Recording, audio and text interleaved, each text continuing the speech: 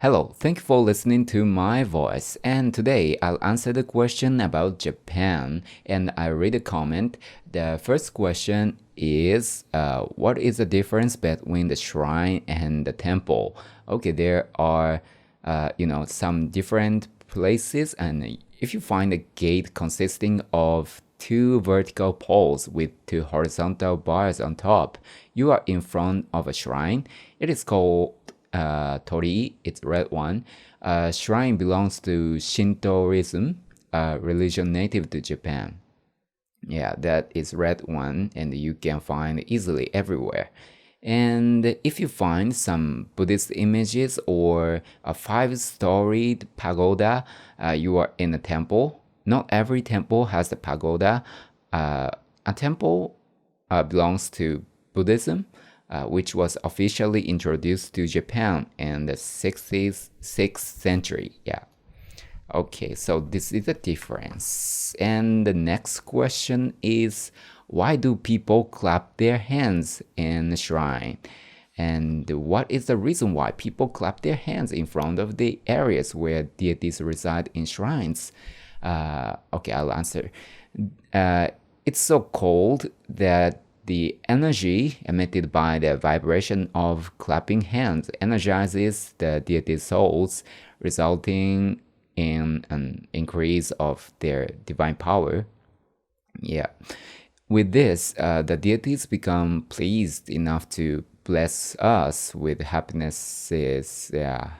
Simply put, we become happy by clapping. So, you know, uh, we are clapping not because we are happy, but we clap in order to be happy sometimes, you know.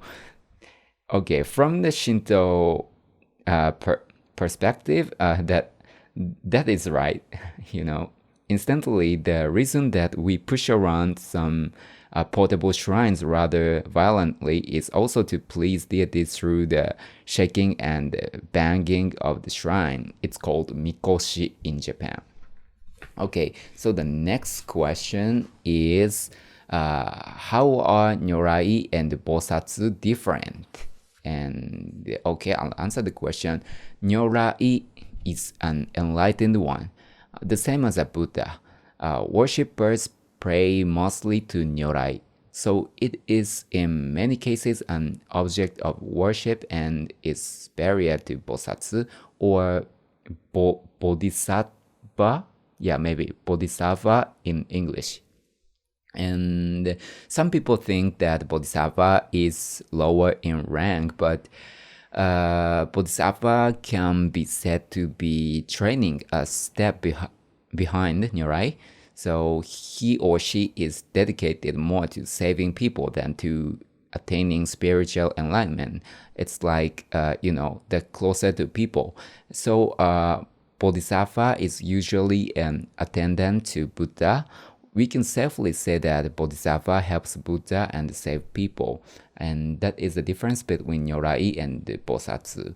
And this, yeah, some types of Buddhism, like Nyorai is Buddha, and Bosatsu is Bodhisattva, and Myo-o is deity of fire, and Ten is a heavenly deity. These four types of Buddha, Buddhism images are very important. And next question is, what is the red gate before Shinto shrine? Okay, it is called Torii, I mentioned before, and it separates the sacred space from the mundane world. And you may think that in a Buddhist temple there is a large gate set up facing south, so are Shinto gates built likewise facing south? And in Buddhism, the essence of holiness or Buddha lies to the north. Therefore, the Great Gate is built as a south entrance leading northward to Buddha. In Shinto, the gate or torii is set up before a shrine or a deity. This does not mean that a Shinto gate always faces south.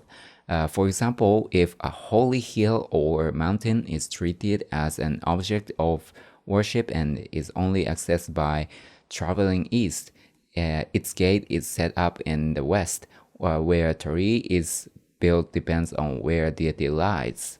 Okay, so it depends, yeah, for the Shinto, yeah. So the next question is, this is pretty simple. What is the largest Buddha in Japan? I read a comment, a question. I was impressed when you told me that the height of the great bronze-seated Buddha statue in Nara Prefecture is 14.98 meters. However, I also have heard of a Buddha representation larger than that. The Buddhist image greater than Great Buddha in Nara is a standing statue, and the Buddha statue in Ushiku City, Ibaraki Prefecture, is 100 meters tall and stands on a 20-meter pedestal, so the total height is 120 meters, the tallest in Japan. This Buddha statue is listed as the tallest in the world according to Guinness World Record. So there are some very large Buddha statue in Japan, so you can come and check it. And the next question, what are the characteristics of Japanese deities? And are there any other characteristics about Japanese deities other than, myriad of gods? Okay, besides myriad of gods, another interesting thing is Japanese deities do not make decisions alone. Do not make decisions alone. They confer and decide. They talk each other at the heaven. And for example, the deities Izanagi and Izanami, according to Japanese mythology, maybe Nihon Shoki or Kojiki, maybe Kojiki, yeah, Kojiki. According to Kojiki, ask the god in heaven why their first child was born disabled. The married couple didn't bother to come up with an answer alone, and the god in heaven, without thinking about it, turned to fortune telling for the answer. So even gods in heaven depend on fortune telling, and I think that is that represent the Japanese character. So yeah. And the next question is, okay, I'll read that. And how many temples and shrines are there in Japan? Okay, you can check it, Wikipedia, but I'll answer this. Okay, so there are about 76,000 temples and about 85,000 shrines. The number of convenience stores stands at over 50,000. So there are more temples and shrines than convenience stores in Japan. Okay, and I'll add some information. And maybe Kyoto and Nara is famous for temples, but the most famous temples and shrines are typically found in those two cities, Kyoto and Nara. However, Aichi Prefecture is ranked first in the number of temples in one prefecture. And Osaka Prefecture is second, and followed by Hyogo Prefecture in third. The number of temples is in direct proportion to population, and Osaka is there are a lot of people. And while shrines are randomly scattered in most parts of Japan, so you can find some shrines even in the mountain that nobody comes, and most of the shrines there are empty and crashed or broken, or something like that. You can find it in Japan. And the next question is, how do you purify yourself at the water pavilion? Okay, sorry for my pronunciation. And I read a comment. Is there any particular meaning behind the washing of hands at the shrine's wash basin? Okay. And this is for purify yourself and before paying your respects to the god or gods. In Shinto, it's essential to do away with filth. And there is, actually a formal way to do that. Actually, it isn't it is not as simple as just dunking your hands in the water and wiping them with your handkerchiefs. And first of all, you scoop water in the ladle and pour it over your left hand. Then hold the ladle in your left hand and wash your right hand clean. After that, cup your left hand and fill it with water from the ladle to sip and purify your mouth. Next, rinse your left hand again to complete the bodily uh, purification process. Yeah. And finally, you hold the ladle vertically so the water runs down the handle to clean the ladle itself. The basic rule is to do all this with just one scoop of water, and it's so complicated, and I can't remember, so maybe you can check it at shrine. Yeah, there is maybe sign. Yeah, and you can check it and you can imitate others, or yeah, you can do that. And the next question is, how should I pray at the shrine? Okay, there is a manner to do that, and I can't even remember this too, and I'll introduce some. Okay, at shrines we basically make two formal bows, clap 2 times, and then give one more formal bow. After offering 2 deep bows with your head lowered at 90 degrees to show your deepest respect, put together your hands with the left one placed a little higher and then clap twice. Maybe you can't remember, right? Okay, and actually, and after that, some people think that we can make a wish after that, but in my opinion, I don't think shrine or temple is a place to make a wish. It's a place to thanks a god or thanks for every day, or yeah, it's in my opinion. But basically, normally it's said that we clap to express our respect to the residing God. If the God acknowledges our respect, we symbolize this by sliding the right hand up so the fingertips of both hands are at the same level. We are now able to converse with the God on an equal standing. This is when we make our wishes. Yeah, it's so cold and a lot of people believe that, but in my opinion, it's a little bit different. Okay, so the next question. Okay, why does the temple toll the bell 108 times at the end of the year? Okay, I'll answer the question. One idea is that humans have 108 worldly desires, which we get rid of by striking the bell 108 times. And where did that number come from? You may think that. And Gautama Buddha told that life was an agony, and that this can be attributed to worldly desires.